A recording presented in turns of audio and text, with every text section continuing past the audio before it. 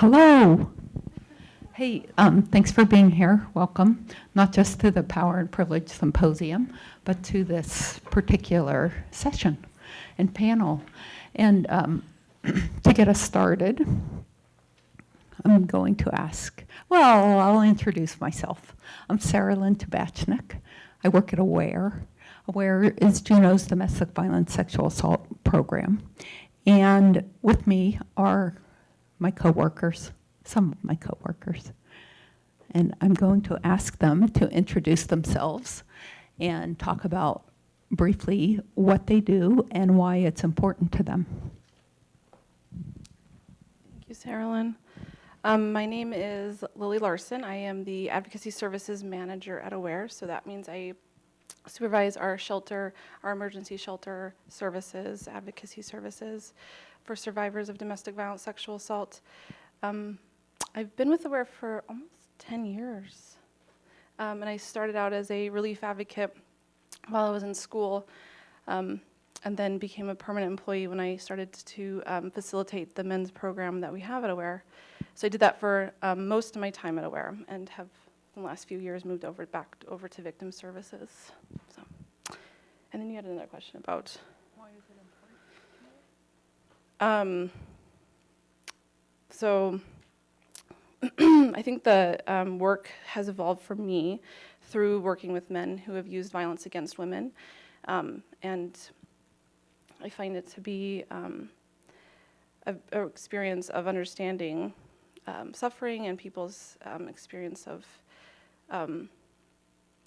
being disenfranchised, and that it's really important to be an advocate for people when especially when they don't have a voice to speak for themselves. Hi everyone, my name is Sarah Lubiner. I'm the Internal Capacity Coordinator at AWARE, and I've been with AWARE for a little over a month. And I've been on the working on the men's program for 6 days now. So I'm really excited to be on this panel. My role as Internal Capacity Coordinator is, I see it as making sure that kind of our internal programs and policies reflect the bigger values of AWARE. And I think that the men's program is a really great place that we do that. And I think I'm really interested in this work. I just graduated from undergrad a few years ago, and I studied gender studies, and it wasn't until my senior year that anyone even mentioned men. And I was like, this is a gender study. This is not a women's studies program. This is a gender studies program. And I had this really great professor, and we learned about masculinity, and it really just kind of opened the world of like, wow, there is another group of people that needs to be included in these discussions. And I think that the work that we're doing is really awesome around that. So super excited to be here.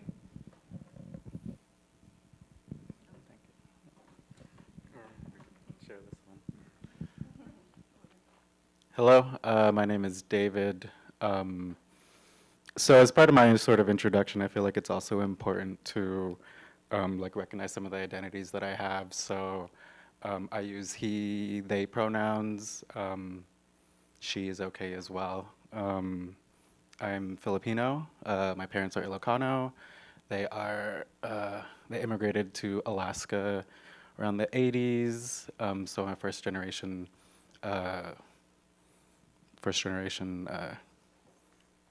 citizen, I guess. Or, and I'm also, so I was born and raised in Juneau. And so I feel like that's important because in the context of what I do within the organization and why it matters, I feel like those identities and the experiences that I have, like they play a key role into how I approach the work.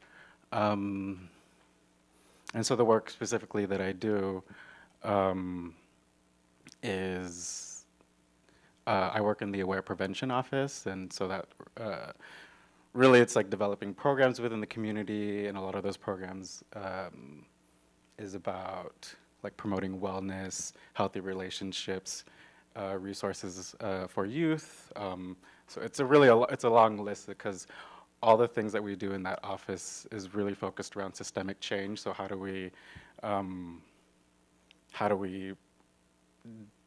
sort of go into places, institutions, and influence, from a wide range of from kids to adults, and how do we provide resources that that are addressing whether it's like gender and or race equity. And so as far as like my role within that, it's specifically engaging men and youth. And it matters because in the context of like really back to the identities that I have, whether it's, and the identities that I don't have. I think of, you know, being queer, being gay, being Filipino, being brown.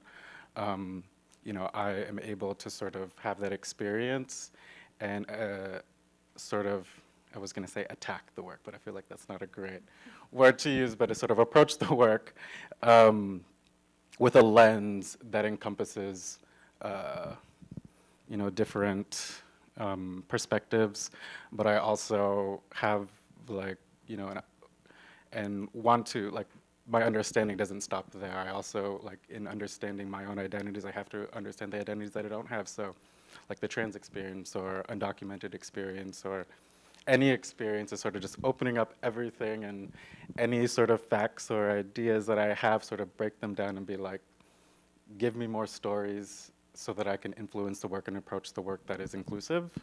And so it matters. There's probably a lot more and it'll probably come up, but I'm really nervous, so I'm like, I'll just pass it on. Thanks, David. So my name is Ben, Ben Horton, I guess, for what it matters.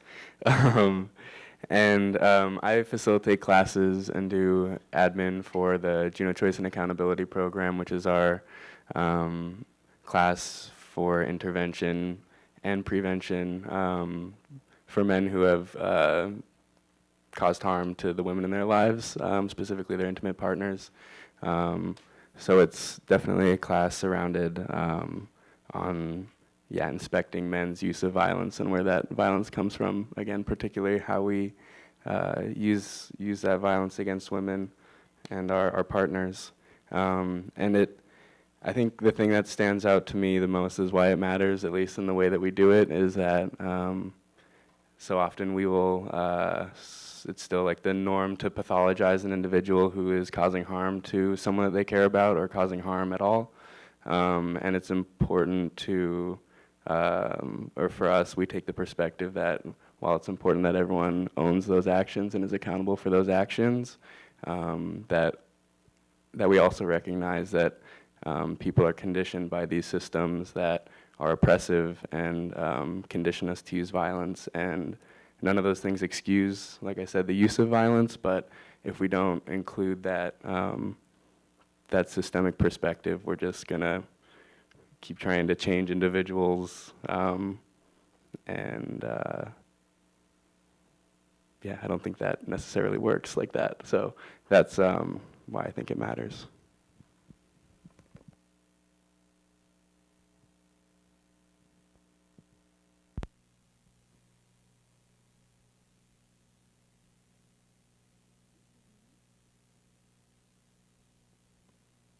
Thank you all. Okay, so the plan from here forward is I'm going to pose a question. Panelists will answer, and then we want to open it up to you all. We recognize there are limitations of our panel, which is we all work at Aware, and we have a particular perspective. Of course, we're all individuals with our own identities, and we have those perspectives as well. We are largely white people, and that's a perspective. So we want to open it up, and also, as moderator, I'll make sure we keep moving. So I may interrupt and say, okay, we need to move on, but at the same time, we welcome your participation. Okay, so the first question is really for David and Ben. And the question is, what do patriarchy, colonialism, and intersectionality mean in the context of doing men's work? I guess my, my initial response to this question is that, well, now I'm thinking I want to add something. Speaking again to what I was kind of speaking to before in my first answer, speaking about the systems that inform all of us and inform the society that we live in. There's a community accountability model for men's violence against women that Men at Work or Men Stopping Violence, the people who created the curriculum that we use, developed, and the global communities that inform our use of violence, particularly again men's use of violence against women, are these driving forces of patriarchy and colonialism. So for me, I see kind of patriarchy and colonialism as like why we do the work. Bell Hooks, who is someone that contributed a lot of ideas that the creators of our curriculum developed or took and developed further, I guess, into what we have now, and someone that I'm trying to read more about always. Bell Hooks uses the phrase white supremacist capitalist patriarchy to define the society in which we live. And I think to me, that really helps me contextualize the meaning then of intersectionality in the work that we do, because looking at the combination of white supremacy and capitalism and the ways that it conditions us to make decisions upon how we relate to one another adds in those additional layers of race, adds in those additional layers of class, and adds in the additional layers of immigrant status, sexual orientation. I guess that's kind of tied into patriarchy as well. They're all connected, of course. But I think, yeah, those are my first thoughts. And then lastly, I think when we center our work here in patriarchy, colonialism, and intersectionality, we're more able to step outside of this habit of defining good men and bad men. And at the same time, we can then inspect these individual behaviors with less shame. I won't say no shame because we're men. And at the same time, kind of attempting to hold these structures that are ever present and everywhere, attempting to hold those structures accountable for the ways that they've conditioned us and will continue to condition us and will continue to represent what's valuable in our culture, which in large part is dominance, control, and power. So yeah, that's my answer.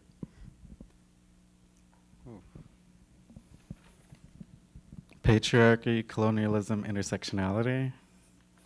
Those are big words.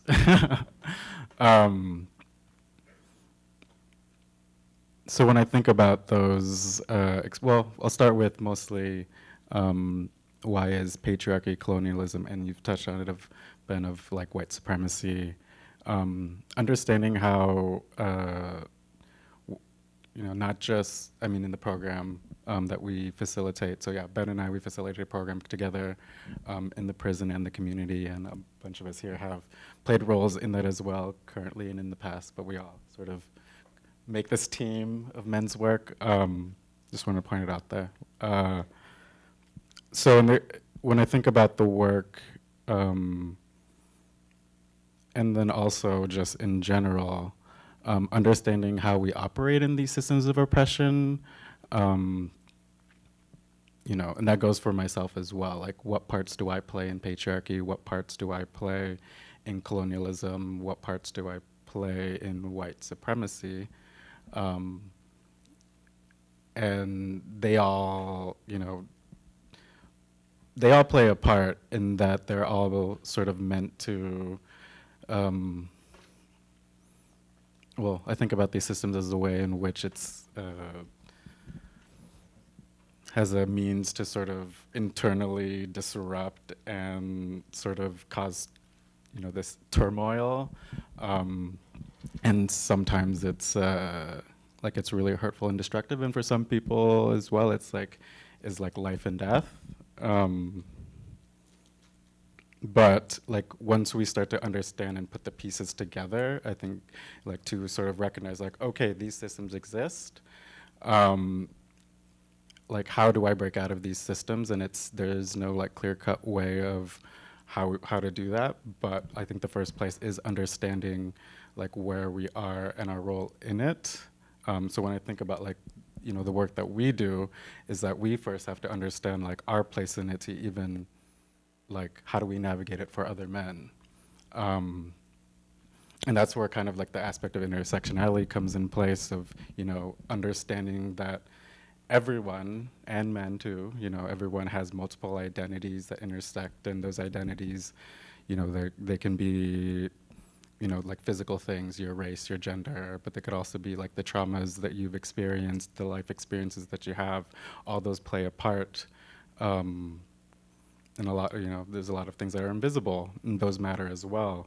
So when we start to understand the context of men's work and how these, these systems play into it, we start to develop a bigger picture. I mean, I will say, like, I don't carry, I'm not like the whole picture. I'm not like the, the answer, but I do play a part, as much as like we all do and as we do. There's some things that I, won't understand fully, but I can try to, especially as like a non-Indigenous person on this land, like I cannot, really talk about, someone else's experience under these systems, but I can empathize and be there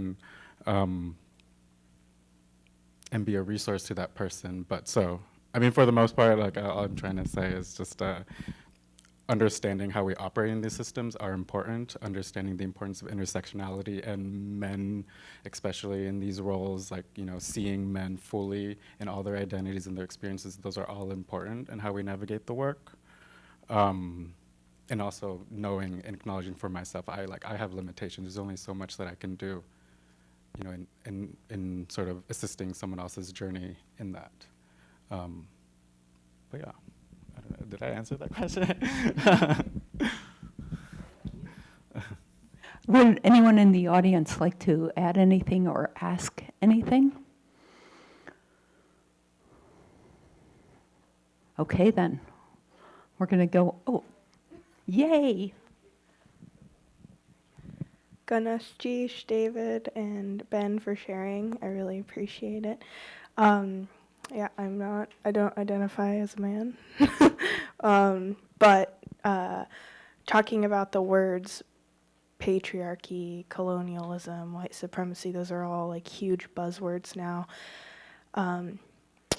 And for me, it should all just be one. Colonialization, right? I am Sugpiaq. I'm from Kodiak, Alaska, so I'm Indigenous, and I'm here on Tlingit Ani. And looking back into our traditional values, I only have like these two perspectives on Indigenous values, but we all share similar values, and one of them, our like first one, is respect. So before colonization, we did not have the patriarchy. That came with Western civilization, and I don't think that is very much recognized. And it's kind of festered into our Native communities as well. And so we don't give credit to Indigenous traditions with respect and with healing. So, like for me, I don't consider myself a feminist. I consider myself an Indigenous woman because these new feminist ideals are not new. They're not new. They've been around for thousands and thousands of years. And I also, I'm kind of going on off a tangent, but those words, we should also talk about. Yeah, the history should be acknowledged with where those words have come from. It's from colonization. So a lot of our ways of healing now should be set in traditional Indigenous values, looking back, or even now, we're still here. We're not ancient, we're still here. So looking at the way that we heal is helpful to everyone, because a beautiful thing about being in an Indigenous community And part of my culture, we're trying to decolonize. And so we're not like, we're going to go heal over here, you guys can deal with it. No, it's all inclusive. We all need to heal together. And I feel like when we constantly bring up these all these different terms, it's just like, come on, like it's just one. It should just be one. Anyways. Okay, thank you. Would any panelists like to respond to that? I mean, okay. I'll talk to it. No, yeah, so there's definitely, I agree with what you say, and it's sort of, how that it's affected my journey and I feel like I've learned so much from the people here, or indigenous people from all over Alaska, like their wisdom, and it carries on through, from the past into the present and for the future. Like I think, I do believe that when we think about the work that we do, I do think like there is an urgency, and I do think that urgency, there has to be a component of that we do this work with the hindsight of like 10,000 years, future generations. But there's so much that we have to like even acknowledge. I think about, and I don't think I came up with this. I had to have heard it from somewhere, but I can't remember where. But to sort of like to love Alaska, to love this land, you really have to also like love the people, and you have to love the culture. You have to love the practices. You have to gotta respect it all. You can't just say you love Alaska. And that comes, to that love and respect comes with acknowledging like history, acknowledging the traumas, intergenerational trauma, the harm that we've done, I'm a settler on this land, and I'm not afraid to, point that out, but also like that reflects how I enter space, and how I don't, but really, like, I have to start from a place of understanding, and again, like, there's only so much that I can, like, I wouldn't, in the context of like this work, like especially if someone was indigenous and I was like trying to preach to this person, like that would feel really uncomfortable, because I shouldn't be the one dictating another person's like healing or journey, or I can be a resource, I can be a guide, I can like be someone that is understanding of that.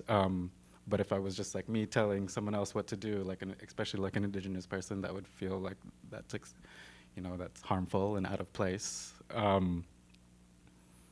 But I can sort of be a model of like for other for other people that are, whether like they're non-indigenous, or give as much of myself to other people that relate to my experience. I could be a resource. I can connect them to who they need to, through different avenues that I've sort of navigated in my life or journey, or who I have access to. I think that's one of the things, like access to resources, being the position that I am, and the places that I've sort of, been in, like using my network in assistance of someone else. That's how I approach the work, in terms of like, how can I be of service to someone else? Then I also, like, to finish it off, I just think of like this one comment or phrase that President Peterson of Tlingit and Haida said like, when you know yourself, you don't hurt yourself. And I carry that with me a lot, of just like how I approach the work, as well as like, how can I create that realization for someone else, to all capacity that I have, and knowing that I have limitations, and what else can I do to offer that. So yeah, it's dense and it's compact and, or, you know, it's a lot. But as part as like myself and my role in it, like that's how I do it, or that's how I want to approach it. That's what feels good for myself, but knowing that, you know, I'm on a journey and it'll change and I'm okay with that as well. I think we have this incredible challenge of meeting people where they're at, right? So we work with both men and, well, we work with anyone that's, we work with people who use violence, we work with people who experience victimization and are survivors. And I think we have like maybe an hour to like make a connection, right? So I think I love that we have these big words, right? And I think they're like a help. For me, they come as a frame that we can sort of understand a person in front of us, right? Or understand myself, like you're kind of really naming. This work is really about searching ourselves out in a second, right? To understand, I have to know bias, you know, my reaction to somebody, how they're presenting, what they're saying, how they're talking, what their defenses are, what their fears are, you know, and be able to work quickly to make a connection so that we can make real work together, because this is somebody that needs a lot of supports, right? Whether they're perpetrating or experiencing victimization, and maybe even both, right? So that's the crux, is that I think you named it, like we don't have this perfect person in front of us. We have a really complex person who's probably hurt and probably also been a victim, just like myself, to also know that I have hurt people, and I also have been hurt. And so how to analyze it, right? Come up with an analysis. And so we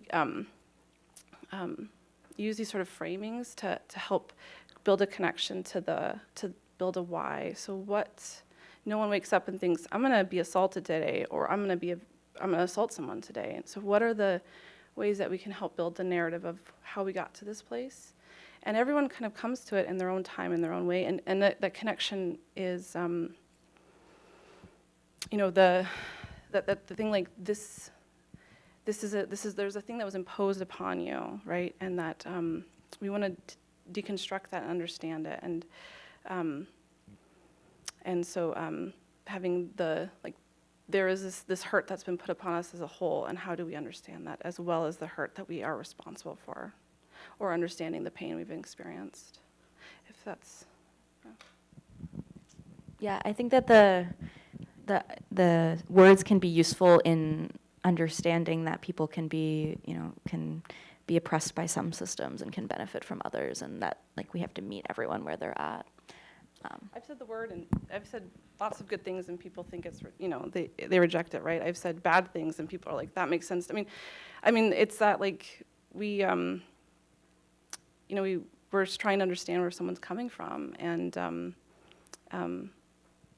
yeah. But knowing their history, knowing their identity, having an idea of that can be helpful to like make meaning out of their experience today, as well as my own. Okay, I'm going to move us on to the next question, which is for Lily and Sarah.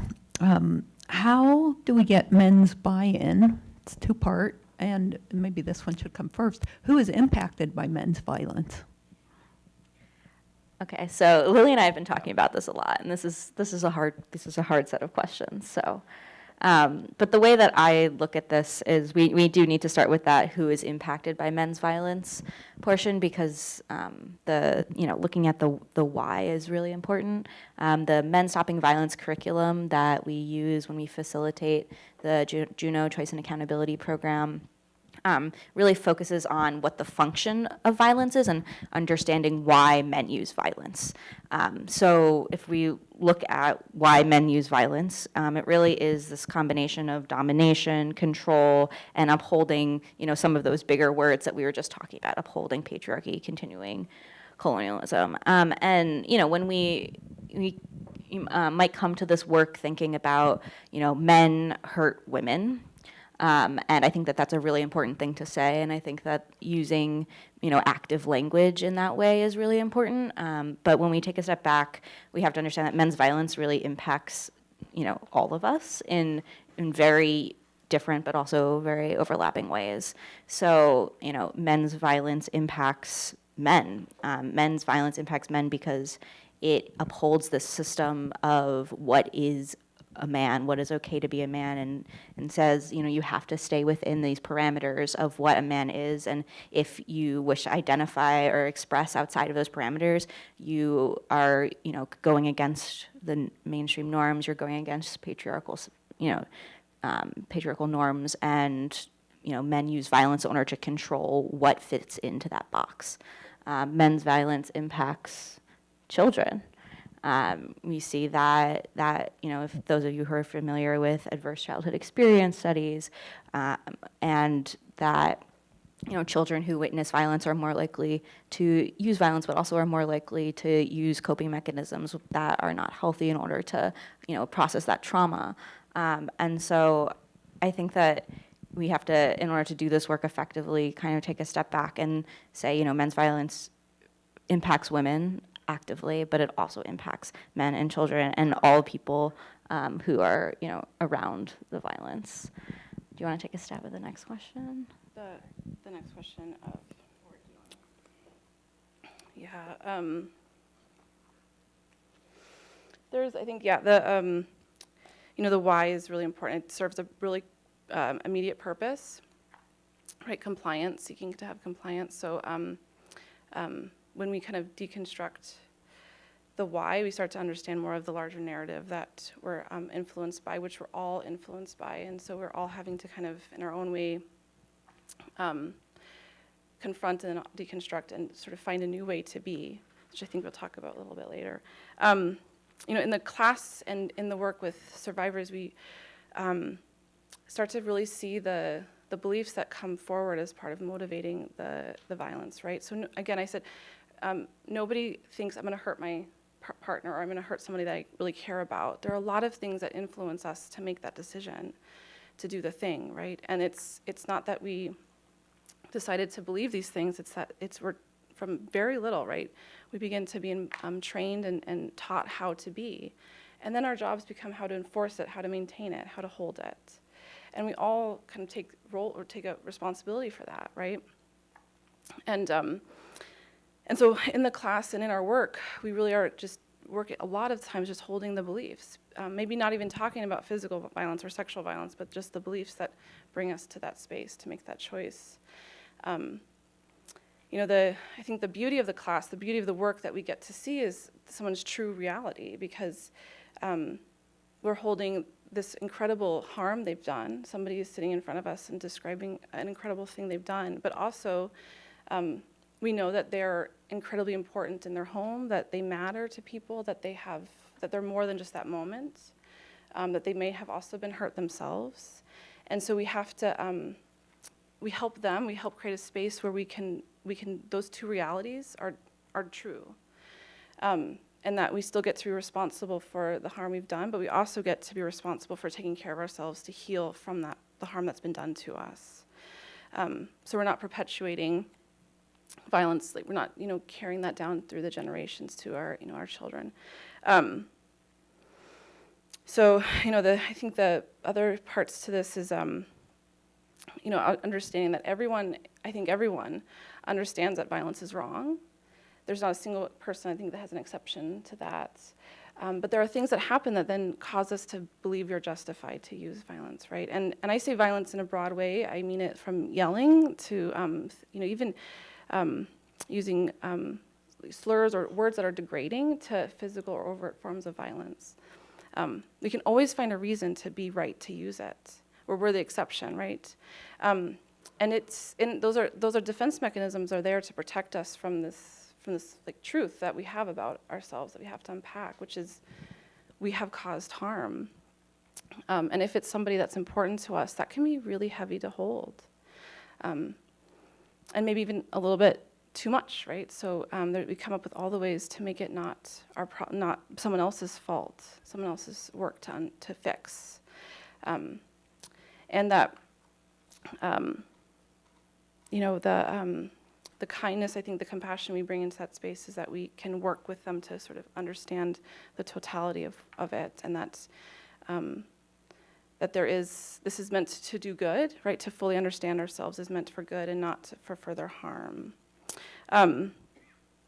but it also is about unpacking where we've learned these lessons, right? So, many men that I've worked with have stories of seeing violence, overt forms of violence, and having a clear lesson learned, right? So either a person, older, an adult, may have said, this is not our problem, right? We walk away.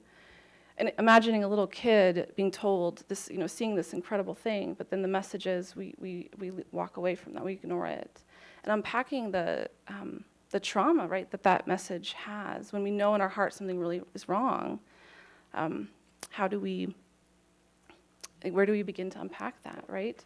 And in the world, where is the messages that says this is the way for men to go through the process to unpack that, to write that, to understand that they can do something? Many men have stories about stepping in and then being physically assaulted themselves, right? So then violence begets violence, right? And so then they're harmed. We also sort of have, this sort of speaks to this larger issue of like what is our process for understanding how to like intervene, right? So coming back to the first question, I think really it comes back to like we have to understand the context for where and why these behaviors are so critical for us, because these are meant to help keep us in line, right? And that it's not just today that it was imagined, but actually like centuries ago that this work started to be imparted upon us. Yeah, I think. So if I understand, Yes. the Lots of notes. the violence that we're talking about is 100% preventable, right? Yes, It doesn't yes. have to happen. But what I also understand is that we are all raised in this culture that says this is the way to behave, or the man box looks like this, and this is how men behave, and there's a box for women, and this is how women behave, and if you're not a man or a woman, or if you don't identify with one of those, that's a whole nother issue. So Right. it's like swimming in this, Messy sea of, yeah, of like how identity works, how we are informed from as a child, from our and before that, right?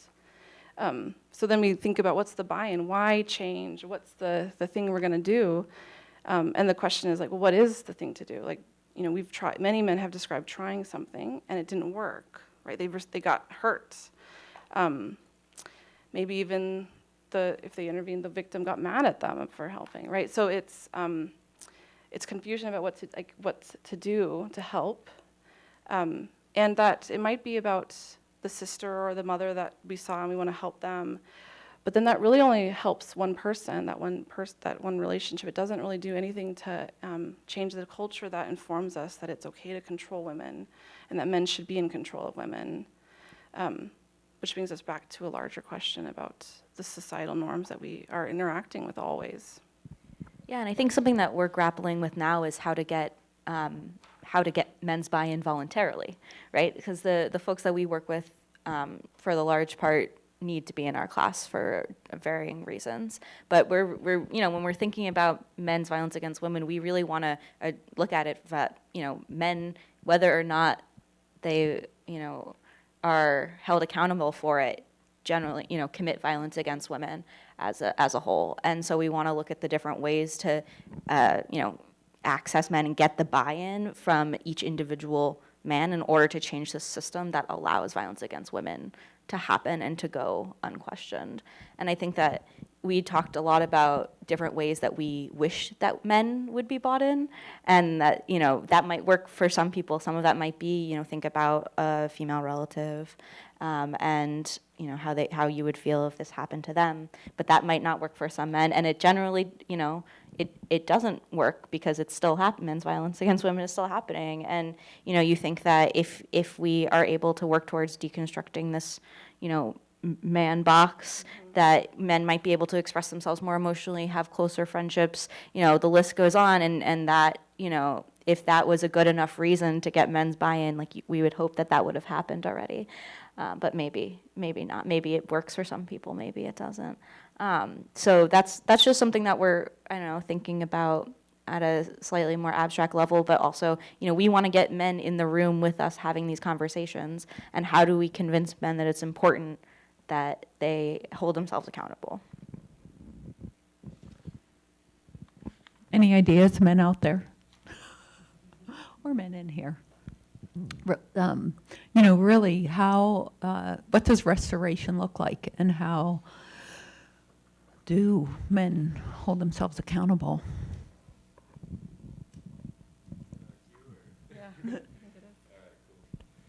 I guess I'm holding the mic. Yeah, these are hard questions too.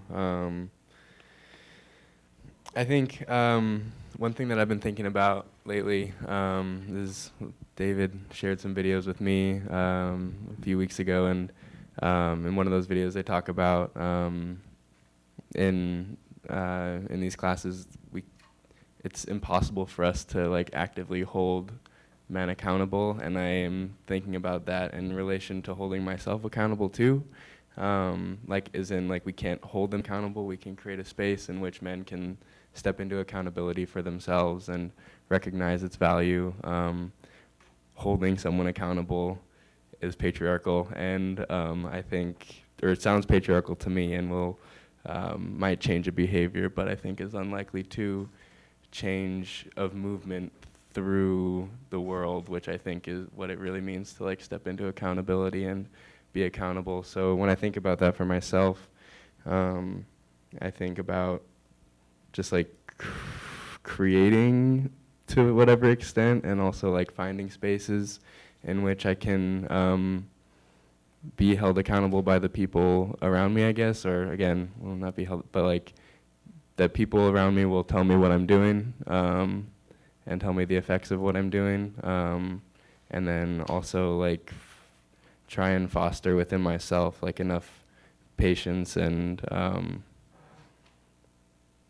I don't know what other words to be receptive to that, I guess, when I'm told that I'm doing something. So it's because if I'm all in my head with like all the things that I have to do and the things that are stressing me out, and then someone says, "Hey Ben, you harmed me," it's more than likely I'm gonna be like, okay, well, like I got something else to do, and like I don't have time to worry about this. So if I don't if I'm not always ready to hear that and like actively creating space within myself to hear that, then I'm going to continue to cause harm. And that's not just a me thing. I have to lean on the people around me to create that space within myself and outside of me. And I guess another, this is a quote that this one made me think about, was Maya Angelou's quote of "do the best you can until you know better, and then do better." And so like I said, I think it really means that I need to be really open and receptive to hearing what people are telling me, and then if I am able to hear those things, then I need to make active steps to change my behavior. Just listening is not enough, so I need to listen and then change. And I feel like I had something written down that was nice. Oh yeah, just acknowledging, I guess, that I still struggle with this a lot, and it's something I'm actively trying to be better about. And if I stop doing it for a few days, it's very easy that I'll slip back into these patterns of like falling into my privilege, which is, again, something I know I do all the time, and relying on that, and not being able to hear what people are telling me, I guess. And so to answer that and like kind of sum it up a little bit, I think I need to first hear and see and imagine a new way of being based on what people are telling me about the current way that I'm being, and then make a decision to change and like hear that and do something about it.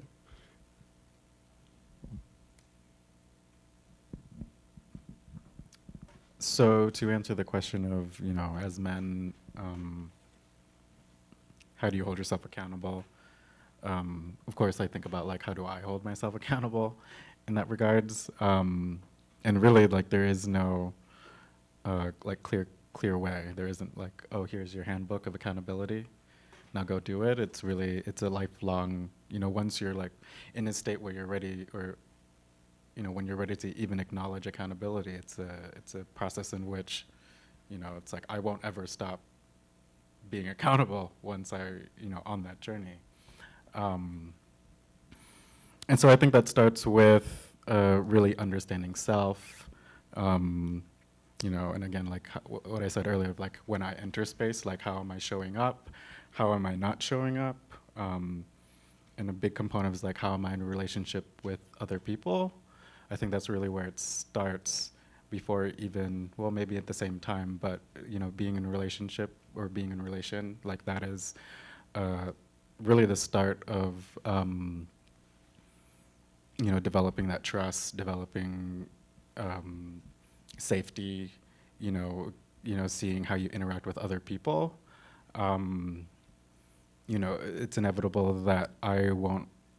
It's inevitable that like I will make mistakes. I will experience shame and all the things that like life throws at me.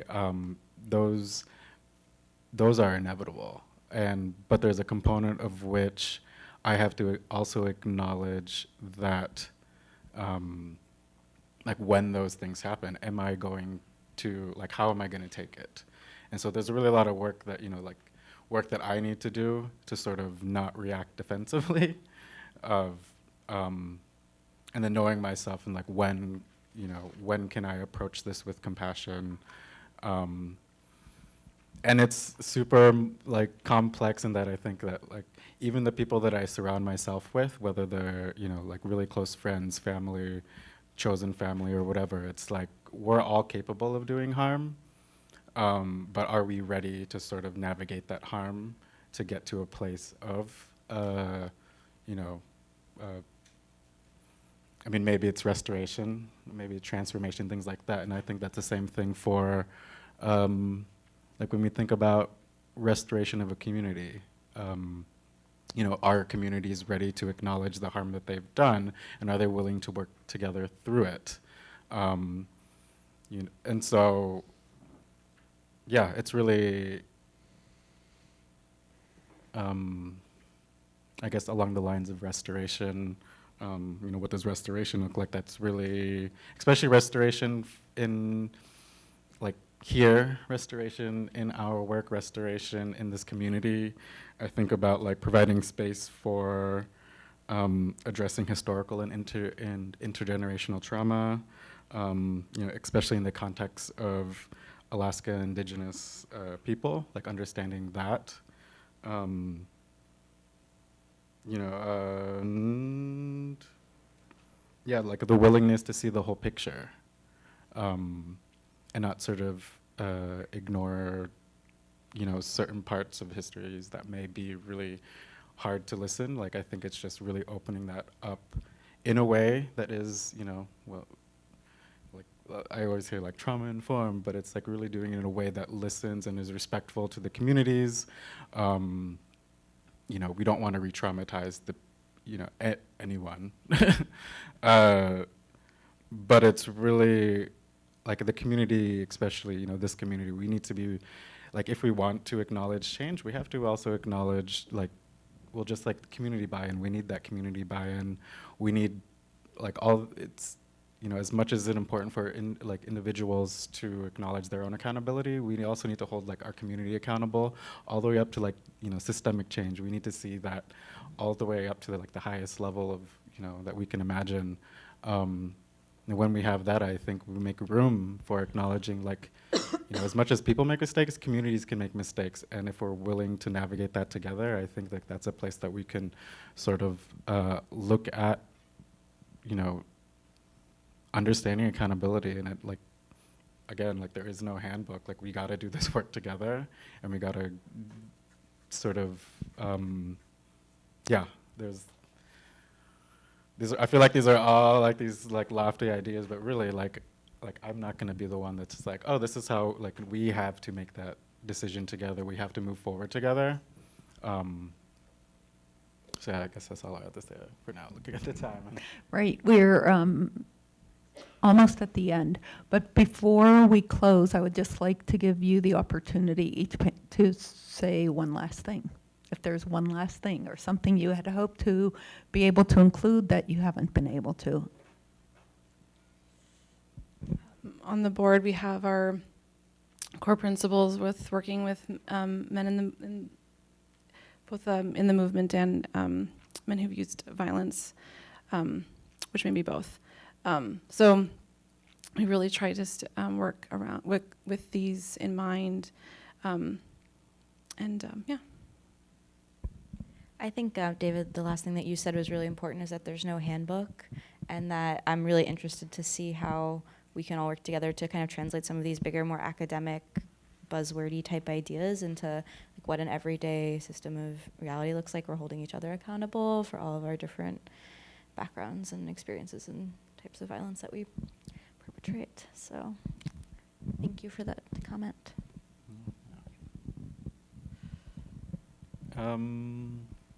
Last thoughts would be,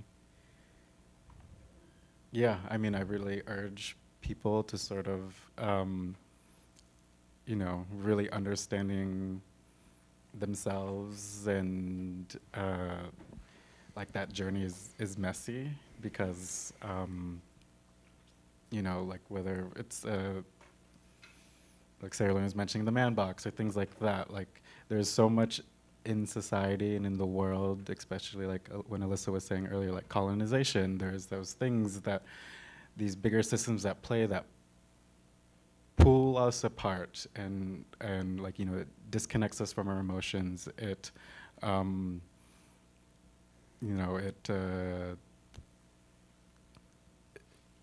like our identities, it's, you know, it makes us buy into like the stereotypes or the, you know, the negative things, and it's, you know, we start to internalize a lot of stuff. But like the more transparent that you are willing to become in sort of addressing like your own, you know, the, you know, a lot of the things that are hard to say, like being vulnerable in a, you know, openly vulnerable and safely, and safely expressing it. That's another thing too, like it's not just like, oh, I can be vulnerable and it's gonna be like safely handled. It's like there's, vulnerable is welcome, but you also have to recognize like the complexities of, you know, how it's perceived in spaces.